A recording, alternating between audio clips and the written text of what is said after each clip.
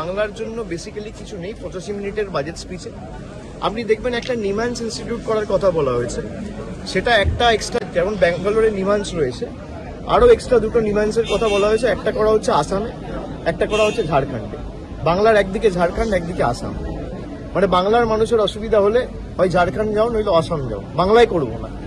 বাংলার মানুষকে অত্যাচারিত করে রাখা, বাংলার 10 কোটি মানুষকে যদি কেউ বাংলাদেশি বলে বা বাংলাদেশি মনে করে, সেটা এই দেশের প্রধানমন্ত্রী, এই দেশের স্বরাষ্ট্রমন্ত্রী, এই দেশের অর্থমন্ত্রী মনে করে।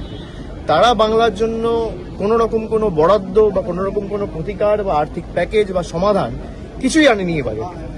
বাংলার কৃষক হোক, শ্রমিক হোক, তপশিলি হোক, জনজাতি প্রতিনিধি যারা রয়েছে, মানে কারোর জন্য, মৎস্যজীবী হোক, কারোর জন্য কিচ্ছু নেই এই বাজেটে।